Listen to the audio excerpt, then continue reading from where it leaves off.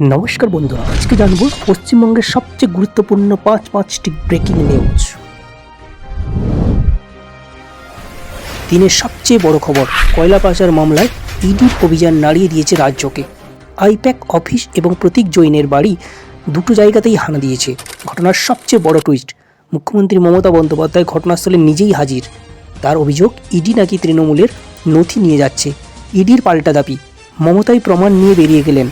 তল্লাশির পর মমতা ছেড়ে কথা বলেননি, তিনি সরাসরি কেন্দ্রকে আক্রমণ করেছেন। এটাকে বললেন রাজনৈতিক প্রতিহিংসা, এমনকি চ্যালেঞ্জ ছুড়ে দিলেন, প্রয়োজনে বিজেপি অফিসেও তল্লাশি হবে। রাজ্যের রাজনৈতিক তাপমাত্রা এখন ভয়ঙ্কর মাত্রায়।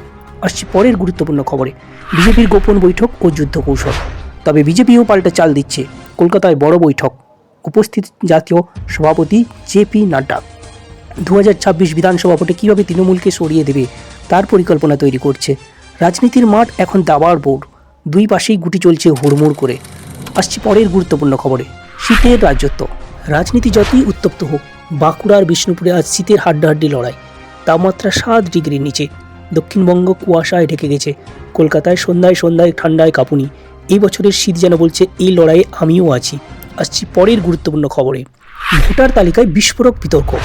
অমর্ত্য সেন থেকে মোহাম্মদ শামী, অনেকেই ভোটার তালিকায় সংশোধন নোটিশ পেয়েছেন। তৃণমূল বলছে নির্বাচনের আগে এটি টার্গেটিং।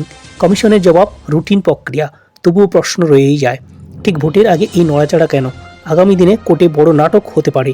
এই ছিল পশ্চিমবঙ্গের হট 5টি ব্রেকিং নিউজ। ভিডিওটি পছন্দ হলে অবশ্যই লাইক, শেয়ার ও সাবস্ক্রাইব করে দিন। ধন্যবাদ।